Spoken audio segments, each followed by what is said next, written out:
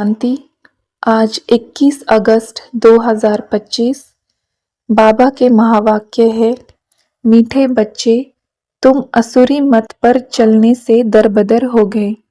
अब ईश्वरीय मत पर चलो तो सुखधाम चले जाएंगे। प्रश्न है, बच्चों को बाप से कौन सी उम्मीद रखनी है, कौन सी नहीं? उत्तर, बाप से यही उम्मीद रखनी है कि हम बाप द्वारा पवित्र बन अपने घर और घाट राजधानी में जाए।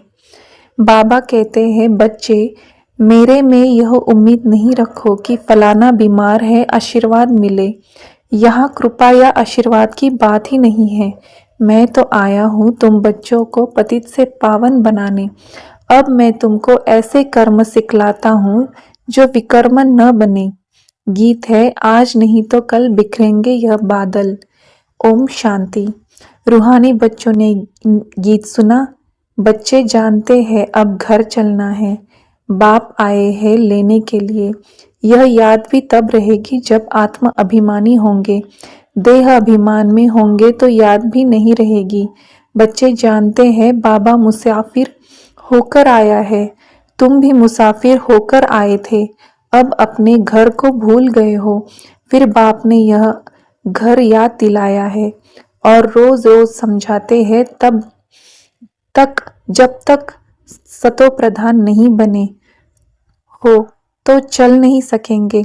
बच्चे समझते हैं बाबा तो ठीक कहते हैं। बाप भी बच्चों को जो श्रीमत देते हैं तो सपूत बच्चे उस पर चल पड़ते हैं। इस समय और तो कोई ऐसा बाप नहीं जो अच्छी मत देवे, इसलिए दरबदर हो पड़े हैं। श्रीमत देने वाला एक ही बाप है, उस मत पर भी कोई बच्चे नहीं चलते। वंडर है, लौकिक बाप की मत पर चल पड़ते हैं। वह है आसुरी मत। यह भी है तो ड्रामा, परंतु बच्चों को समझाते हैं, तुमने आसुरी मत पर चल इस गीत को पा लिया है। अब ईश्वरीय मत पर चलने से तुम सुखधाम में चले जाएंगे। वह है बेहद का वर्षा। रोज समझाते हैं तो बच्चों को कितना हर्षित रहना चाहिए। सबको यहाँ नहीं तो बिठा सकते, घर में रहकर भी याद करना है। अभी पाठ पूरा होने का है, अब वापिस घर चलना है। मनुष्य कितना भूले हुए है। कहा जाता है यह तो अपना घर घाट ही भूल गए हैं। अब बाप कहते हैं घर को भी याद करो, अपनी राजधानी को भी याद करो। अभी पाठ पूरा होने का है, अब वापिस घर चलना है। क्या तुम भूल गए हो? तुम बच्चे कह सकते हो, बाबा ड्रामा अनुसार हमारा पाठ ही ऐसा है जो हम घर बार को भूल एकदम भटक रहे हैं। भारतवासी ही अपने श्रेष्ठ धर्म कर्म को भूल कर दैवी कर्म भ्रष्ट हो पड़े हैं। अभी बाप ने सावधानी दी है, तुम्हारा कर्म धर्म तो यह था, वहां तुम जो कर्म करते थे वह अकर्म होता था। कर्म अकर्म विकर्म की गति बाप ने ही तुम्हें समझाई है। सतयुग में कर्म अकर्म हो जाते हैं, रावण राज्य में कर्म विकर्म होते हैं। अभी बाप आया हुआ है धर्म श्रेष्ठ कर्म श्रेष्ठ बनाने। तो अब श्रीमत पर कर्म श्रेष्ठ करना चाहिए। कोई भी भ्रष्ट कर्म करके किसको दुख नहीं देना चाहिए। ईश्वरीय बच्चों का यह काम नहीं है, जो डायरेक्शन मिलते हैं उस पर चलना है। दैवी गुण धारण करने हैं, भोजन भी शुद्ध लेना है। अगर लाचारी नहीं मिलता तो राय पूछो।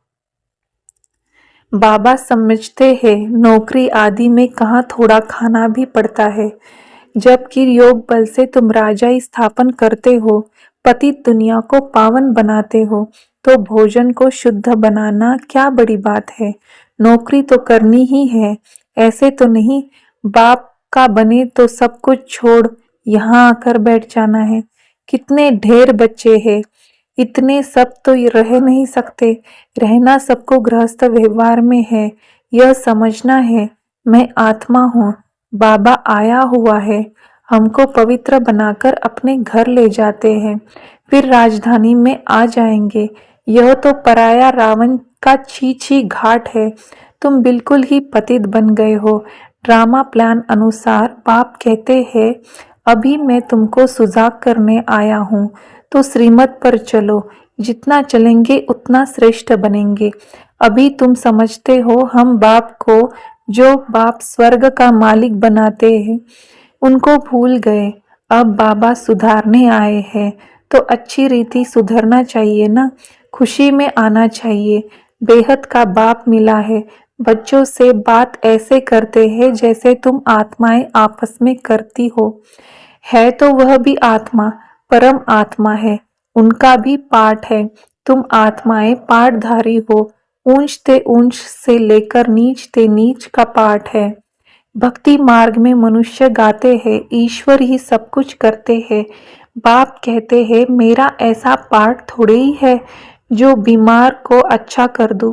हमारा पाठ है रास्ता बताना कि तुम पवित्र कैसे बनो। पवित्र बनने से ही तुम घर में भी जा सकेंगे, राजधानी में भी जा सकेंगे। और कोई उम्मीद मत रखो, फलाना बीमार है आशीर्वाद मिले, नहीं। आशीर्वाद कृपा आदि की बात मेरे पास कुछ भी नहीं। उसके लिए साधु संतों आदि के पास जाओ। तुम हमको बुलाते ही हो कि हे पतित पावन, आओ, आकर हमको पावन बनाओ, पावन दुनिया में ले चलो। तो बाप पूछते हैं, मैं तुमको विषय सागर से निकाल पार ले जाता हूँ, फिर तुम विषय सागर में क्यों फंस जाते हो? भक्ति मार्ग में तुम्हारा यह हाल हुआ है। ज्ञान भक्ति तुम्हारे लिए है। सन्यासी लोग भी कहते हैं ज्ञान भक्ति और वैराग्य, परंतु उनका अर्थ वह नहीं समझते। अब तुम्हारी बुद्धि में यह ज्ञान भक्ति मार्ग, भक्ति बाद में वैराग्य, तो बेहद का वैराग्य सिखलाने वाला चाहिए। बाप ने समझाया था यह कब्रिस्तान है, इनके बाद परिस्तान बनना है, वहाँ हर कर्म अकर्म होता है। अभी बाबा तुमको ऐसे कर्म सिखलाते हैं जो कोई भी विकर्म न बने, किसी को भी दुख न दो, पतित का अन्न मत खाओ, विकार में मत जाओ। अबलाओं पर अत्याचार ही इस पर होते हैं। देखते रहते हो माया के विघ्न कैसे पड़ते हैं। यह है सब गुप्त। कहते हैं देवताओं और असुरों की युद्ध लगी, फिर कहते हैं पांडव और कौरवों की युद्ध लगी। अब लड़ाई तो एक ही है। बाप समझाते हैं, मैं तुमको राजयोग सिखला रहा हूँ। भविष्य 21 जन्मों के लिए यह मृत्युलोक है। मनुष्य सत्यनारायण की कथा सुनते आए हैं, फायदा कुछ नहीं। अभी तुम सच्ची गीता सुनाते हो, रामायण भी तुम सच्ची सुनाते हो। एक राम सीता की बात नहीं थी, इस समय तो सारी दुनिया लंका है, चारों ओर पानी है ना। यह है बेहद की लंका, जिसमें रावण का राज्य है। एक बाप है ब्राइड ग्रूम, बाकी सब है ब्राइड्स। तुमको अब रावण राज्य से बाप छुड़ाते हैं। यह है शोक वाटिका। सतयुग को कहा जाता है अशोक वाटिका। वहाँ कोई शोक नहीं होता। इस समय तो शोक ही शोक है। अशोक एक भी नहीं रहता। नाम तो रख देते हैं अशोका होटल। बाप कहते हैं सारी दुनिया इस समय बेहद की होटल ही समझो। शोक की होटल है। खान पान मनुष्यों का जानवरों मिसल है। तुमको देखो बाप कहाँ ले जाते हैं। सच्ची सच्ची अशोक वाटिका है सतयुग में। हद और बेहद का कॉन्ट्रास्ट बाप ही बतलाते हैं। तुम बच्चों को बहुत खुशी रहनी चाहिए। जानते हो बाबा हमको पढ़ाते हैं, हमारा भी वही धंधा है, सबको रास्ता बताना, अंधों की लाठी बनना। चित्र भी तुम्हारे पास है, जैसे स्कूल में चित्रों पर समझाते हैं यह फलाना देश है। तुम तो फिर समझाते हो तुम आत्मा हो, शरीर नहीं हो। आत्माएं भाई भाई है। कितनी सहज बात सुनाते हैं। कहते भी है हम सब भाई भाई है। बाप कहते हैं तुम सभी आत्माएं भाई भाई हो ना। गॉड फादर कहते हो ना, तो कभी भी आपस में लड़ना झगड़ना नहीं चाहिए। शरीरधारी बनते हैं तो फिर भाई बहन हो जाते। हम शिव बाबा के बच्चे सब भाई भाई है। प्रजापिता ब्रह्मा के बच्चे भाई बहन हैं। हमको वर्षा दादे से लेना है, इसलिए दादे को ही याद करते हैं। इस बच्चे ब्रह्मा को भी हमने अपना बनाया है अथवा इनमें प्रवेश किया है। इन सब बातों को तुम अभी समझते हो। बाप कहते हैं, बच्चे, अब नया दैवी प्रवृत्ति मार्ग स्थापन हो रहा है। तुम सभी बीके शिव बाबा की मत पर चलते हो। ब्रह्मा भी उनकी मत पर चलते हैं। बाप कहते हैं, अपने को आत्मा समझ। बाप को याद करो और सर्व संबंधों को हल्का करते जाओ। 8 घंटा याद रखनी है, बाकी 16 घंटे में आराम व धंधा आदि जो करना है सो करो। मैं बाप का बच्चा हूँ, यह नहीं भूलो। ऐसे भी नहीं यहाँ आकर होटल में रहना है, नहीं, गृहस्थ व्यवहार में बाल बच्चों के साथ रहना है। बाबा आस पास आते ही फ्रेश बाबा पास आते ही रिफ्रेश होने मथुरा वृंदावन में जाते हैं, मधुबन का दीदार करने। छोटा मॉडल रूप में बना रखा है। अब तो यह बेहद की बात समझने की है। शिव बाबा ब्रह्मा द्वारा नई सृष्टि रच रहे हैं। हम प्रजापिता ब्रह्मा की संतान बीके हैं। विकार की बात हो न सके। सन्यासियों के शिष्य बनते हैं। अगर वह सन्यासी कपड़ा पहन लेवे तो नाम बदली हो जाता है। यहाँ भी तुम बाबा के बन गए तो नाम रखे ना बाबा ने। कितने भट्टी में रहे थे, इस भट्टी का किसको पता नहीं। शास्त्रों में तो क्या क्या बातें लिखी है, फिर भी ऐसा ही होगा। अब तुम्हारी बुद्धि में सृष्टि का चक्र फिरता है। बाप भी स्वदर्शन चक्रधारी है ना, सृष्टि के आदि मध्य अंत को जानता है। बाबा को तो शरीर भी नहीं, तुमको तो स्थूल शरीर है। वह है परम आत्मा। आत्मा ही स्वदर्शन चक्रधारी है ना। अब आत्मा को अलंकार कैसे दिए जाए, समझ की बात है ना। यह कितनी महीन बातें हैं। बाप कहते हैं, वास्तव में मैं हूँ स्वदर्शन चक्रधारी। तुम जानते हो, आत्मा में सारी सृष्टि का ज्ञान आ जाता है। बाबा भी परम धाम में रहने वाला है, हम भी वहाँ के रहने वाले हैं। बाप आकर अपना परिचय देते हैं, बच्चे, मैं भी स्वदर्शन चक्रधारी हूँ। मैं पतित पावन आया हूँ तुम्हारे पास। मुझे बुलाया ही है कि आकर पतित से पावन बनाओ, लिबरेट करो। उनको शरीर तो है नहीं, वह अजन्मा है। भल जन्म लेते भी है परंतु दिव्य। शिव जयंती अथवा शिवरात्रि मनाते हैं। बाप कहते हैं, मैं आता ही हूँ तब जब रात पूरी होती है तो दिन बनाने आता हूँ। दिन में 21 जन्म, फिर रात में 63 जन्म। आत्मा ही भिन्न भिन्न जन्म लेती है। अब दिन से रात में आई है, फिर दिन में जाना है। स्वदर्शन चक्रधारी भी तुमको बनाया है। इस समय मेरा पाठ है, तुमको भी स्वदर्शन चक्रधारी बनाता हूँ। तुम फिर औरों को बनाओ। 84 जन्म कैसे लिए, वह 84 जन्मों को चक्र तो समझ लिया है। आगे तुमको यह ज्ञान था क्या? बिल्कुल नहीं, अज्ञानी थे। बाबा मूल बात समझाते हैं कि बाबा है स्वदर्शन चक्रधारी। उनको ज्ञान का सागर कहा जाता है। वह सत्य है, चैतन्य है। तुम बच्चों को वर्षा दे रहे हैं। बाबा बच्चों को समझाते हैं, आपस में लड़ो झगड़ो मत, लून पानी मत बनो, सदैव हर्षित रहना है और सबको बाप का परिचय देना है। बाप को ही सब भूले हुए हैं। अब बाप कहते हैं, मामेकम याद करो। निराकार भगवानुवाच, निराकारी आत्माओं प्रति। असुल तुम निराकार हो, फिर साकारी बनते हो। साकार बिगर तो आत्मा कुछ कर ही नहीं सकती। आत्मा शरीर से निकल जाती तो चुरपुर कुछ भी हो नहीं सकती। आत्मा फौरन जाकर दूसरे शरीर में अपना पाड़ बजाती है। इन बातों को अच्छी रीति समझो, अंदर घोटते रहो। हम आत्मा बाबा से वर्षा लेते हैं। वर्षा मिलता है सतयुग का। जरूर जरूर बाप ने ही भारत को वर्षा दिया होगा। कब वर्षा दिया, क्या हुआ, यह मनुष्य को कुछ भी पता नहीं है। अभी बाप सब बताते हैं।